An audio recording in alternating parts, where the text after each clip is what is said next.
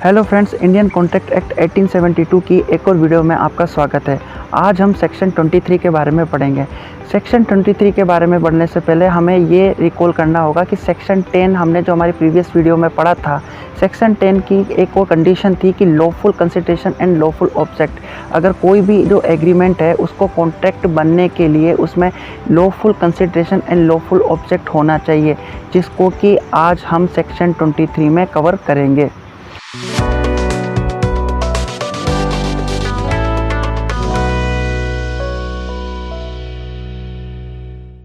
Section 23 ये कहता है कि कौन कौन से जो कंसिडरेशन एंड ऑब्जेक्ट है लॉफुल होंगे और कौन कौन से जो कंसिडरेशन एंड ऑब्जेक्ट है वो अनलॉफुल होंगे।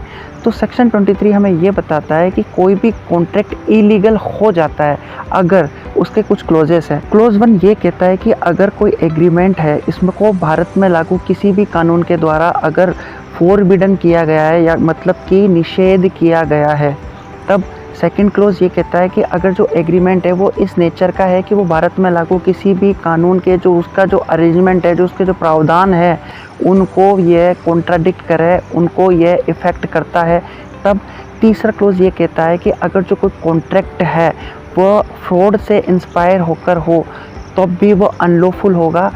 फोर्थ क्लोज ये कहता है कि अगर कोई जो एग्रीमेंट है वो उस एग्रीमेंट का रिजल्ट किसी भी तीसरी पार्टी को डैमेज करने या उसकी प्रॉपर्टी को नुकसान पहुंचाने के पर्पस से हो, तब। फिफ्थ क्लोज इसका ये कहता है कि अगर जो एग्रीमेंट है वो इमोरल एक्टिविटीज़ से इंस्पायर हो। और सिक्स्थ क्लोज इसका ये कहता है कि अगर जो एग्रीमेंट है वो पब्लिक पॉलिसीज़ के अगेंस्ट में हो। तो हम आज एक एक करके इन सारे क्लोजेस को पढ़ेंगे ताकि हम सेक्शन 23 को अच्छे से समझ सकें। पहले क्लोज में आते हैं कि अगर कोई भी जो एग्रीमेंट है उसको अगर भारत में लागू किसी भी कानून के द्वारा अगर वर्जित किया गया है, इसको भी 3 सब सेक्शन में डिवाइड किया गया है। 3 सब सेक्शन क्या है?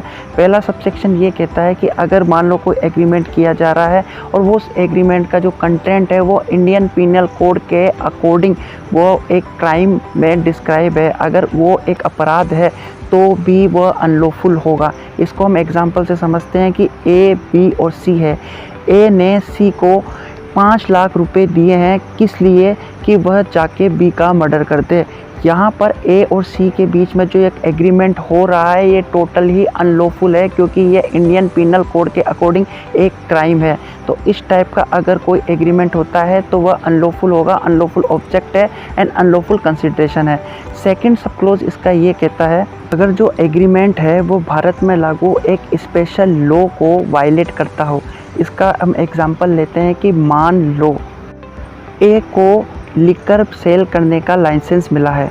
एज पर एक्साइज एक्ट अगर कोई भी बंदा जिसको लाइसेंस है लिकर बेचने का, अगर वो किसी दूसरे को अपना लाइसेंस बेचता है, पार्टनरशिप करता है या फिर अपने लाइसेंस को ट्रांसफ़र करता है, तो यह एक्साइज एक्ट के अकॉर्डिंग एक ऑफेंस है और ऐसे में इस टाइप के जो लाइसेंस है वो कैंसिल भी हो सकते हैं।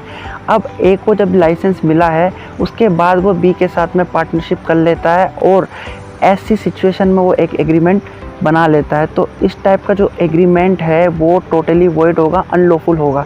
तीसरा सब क्लोज इसका क्या कहता है? तीसरा सब क्लोज ये कहेगा कि अगर कोई जो एग्रीमेंट बनाया है वो जो एग्रीमेंट है उस एग्रीमेंट में ऐसे काम को करने के लिए एग्रीमेंट बनाया जो भारत में लागू किसी कानून के, जो भारत में लागू कोई जो अधिनियम जो एक्ट है उसके नियमों को वायलेट करता है, उसके रूल्स को वायलेट करता है। इसका एक और एग्जांपल है, इवन राजस्थान हाई कोर्ट ने एक जजमेंट दिया था इंद्रजीत सिंह वर्सेस सुंदर सिंह के केस में। उस जजमेंट को हम एक एग्जांपल के रूप में लेंगे। इसका मतलब क्या था? इसमें जो इंद्रजीत सिंह है वो विदाउट ट्रांसपोर्ट ऑफिसर के परमिशन के बिना अपने व्हीकल की जो आरसी है वो सुंदर सिंह को ट्रांसफ़र कर देता है, तो एज पर ट्रांसपोर्ट एक्ट के नियम को ये वायलेट करता है। तो इस टाइप का जो एग्रीमेंट है वो भी अनलॉफुल आएगा। अब हम सेकंड क्लोज की तरफ बढ़ते हैं कि अगर जो एग्रीमेंट है वो इस नेचर का है जो कि भारत में लागू जितने कानून है उसके जो व्यवस्था, उसकी जो अरेंजमेंट है, उसके जो प्रावधान है उनको अफेक्ट करता है। इसका मतलब ये है कि जब दो पार्टीज़ कोई ऐसा एग्रीमेंट करती है जिस एग्रीमेंट की वजह से जो भारत में कोई भी कानून लागू है या भारत में उस कानून की वजह से जो व्यवस्था बनाई, जो अरेंजमेंट बनाया गया है उसको वो अफेक्ट करती है। ये जो व्यवस्था है वो हिंदू लो, मुस्लिम लो या किसी भी लोग के संबंध में या उसके रिगार्डिंग हो सकती है। इसको हम एग्जांपल से समझेंगे कि ए का बेटा बी है। अब ए सी से जाके एक कॉन्ट्रैक्ट कर लेता है कि वह अपने बेटे बी को सी को दे देगा, सी उसके बेटे को अडॉप्ट कर लेगा। इसके एवज में ए सी से ये कॉन्ट्रैक्ट करता है कि सी को मंथली बेसिस पर उसको एक अमाउंट देना होगा क्योंकि उसने अपने बेटे को गोद लेने के लिए सी को दे दिया है। तो ऐसे केस में ये जो एग्रीमेंट है वो अनलॉफुल होगा क्योंकि हिंदू लॉ के अकॉर्डिंग कोई भी इंसान किसी भी बच्चे को इस बेसिस पे अडॉप्ट कर सकता है कि वह उसको चाहता है, वो उसको पसंद करता है, एक स्नेह के बेसिस पे उसको अडॉप्ट कर सकता है, ना कि वो उसको किसी अमाउंट के बेसिस पे उसको अडॉप्ट कर रहा है। तो यहाँ पे इस टाइप के जो एग्रीमेंट्स है वो अनलॉफुल कैटेगरी में आएंगे। अब हम तीसरे क्लोज की तरफ चलते हैं। तीसरा क्लोज हमें बताता है फ्रॉड के बारे में। जब कोई एग्रीमेंट होता है, जब दो पार्टीज एग्रीमेंट करती है और इस एग्रीमेंट में वो तीसरी पार्टी को, एक तीसरे पर्सन को फ्रॉड करने या उसको धोखा देने के रिगार्डिंग हो, तो इस टाइप के जो एग्रीमेंट्स है वो भी अनलॉफुल आएंगे। इसमें finance company and revenue officers को शामिल किया गया है। फोर्थ क्लोज हमें ये बताता है कि कोई भी एग्रीमेंट किया जाए और उस एग्रीमेंट का रिजल्ट किसी भी पार्टी को नुकसान पहुंचाने, उसकी प्रॉपर्टी को डैमेज पहुंचाने के लिए किया गया हो तो ऐसे एग्रीमेंट अनलॉफुल होंगे। इसको हम एग्जांपल से समझेंगे कि मान लो कोई XYZ न्यूज़पेपर एजेंसी है, उसके पास में ए आता है और ए बोलता है कि तुम बी के बारे में ये न्यूज़ छाप दो ताकि बी की बदनामी हो। ऐसे केस में XYZ न्यूज़पेपर कंपनी के साथ में एक एग्रीमेंट करता है कि अगर उसकी कंपनी के ऊपर कोई भी कार्रवाई होती है तो उसकी भरपाई वो करेगा, इसके अलावा वो उसको एडिशनल में कुछ अमाउंट भी देगा। तो ऐसे केस में जो ये एग्रीमेंट है, जो बी को नुकसान के लिए जो एग्रीमेंट किया जा रहा है, तो इस टाइप का जो एग्रीमेंट है वो अनलॉफुल होगा। पर इसमें एक एक्सेप्शन दिया हुआ है। इसमें एक्सेप्शन ये है कि अगर एक फ्री कंपटीशन के साथ में मान लो कुछ कंपनीज़ है वो एक साथ मिलकर एक फ्री कंपटीशन के साथ में किसी तीसरी कंपनी को गिराने के लिए एक फेयर कंपटीशन रखती है और एक एग्रीमेंट करती है कि नहीं, हम अपने बिजनेस में एक ऐसा क्लोज लाएंगे ताकि मिलकर उस कंपनी का व्यापार कम हो और हमारी कंपनी का जो बिजनेस है वो प्रॉफिट में आए। तो इस टाइप के नुकसान के लिए जो एग्रीमेंट है वो अनलॉफुल नहीं होंगे, वो लॉफुल कंसिडर किए जाएंगे। बट यही जो कंपनी का जो बिजनेस का जो इन्होंने जो एग्रीमेंट किया है, अगर नेशनलाइज कंपनी के अगेंस्ट किया है तो भी ये अनलॉफुल होगा क्योंकि आप एक राष्ट्रीय, एक नेशनल प्रॉपर्टी को नुकसान देने का या नुकसान पहुंचाने के लिए एग्रीमेंट कर रहे हो। अब हम क्लोज 5 की ओर जाएंगे। क्लोज 5 इमोरल एक्टिविटीज़ के लिए। इमोरल एक्टिविटीज़ क्या कि अगर किसी भी एग्रीमेंट में इमोरल एक्टिविटीज़ होती है तो वो जो एग्रीमेंट है वो अनलॉफुल होगा।